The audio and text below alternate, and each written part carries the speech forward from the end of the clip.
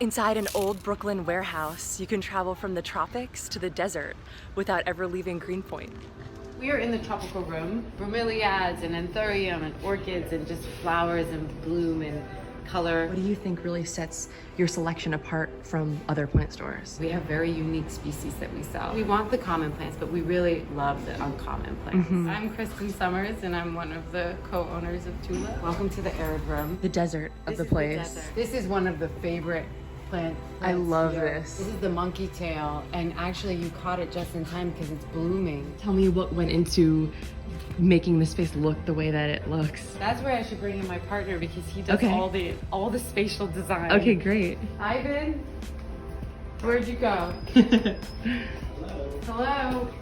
We need the spatial design. Yes, we're talking about how this interior came to life. What can you tell me? The whole thing, wow. So this warehouse is 100 years old. When we entered the space, we had this vision of a Cuban courtyard. I grew up in Miami and both my parents came over from Cuba.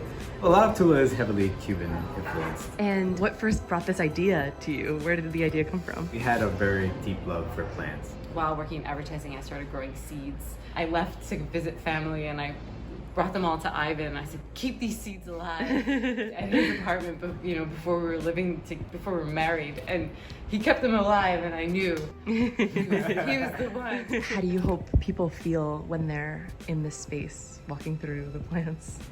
I want them to feel like they have entered another world and that they are on like a discovery, like safari of plants. And then there's a person there that I can ask a question to. Where did you come from? It's a Senecio Haworthii Mont Blanc, and its fuzziness is actually a deterrent of moisture because it doesn't want humidity. Euphorbia are like, people often confuse them with cacti.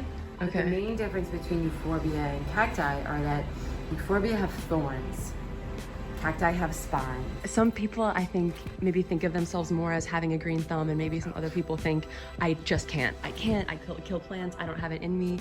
Do you think it is a type of person that can or can't, or you think anyone can learn? No, it's an interesting question because it's a very go-to thing. People come in here and be like, I have a black thumb, I kill everything, what can I keep alive? And it really, you're not born with a green thumb. It really is just education. And a lot of people haven't ever been exposed to plants, and so the first plant they got, they just didn't know how to handle it. And they killed it, and immediately human nature is to go to I did something wrong. And, or this is my identity now. Yeah, it's my identity now, exactly. And where it's really all about education, and it just takes a couple tips. What's the #1 mistake that rookies make that kills their plants most often? Overwatering.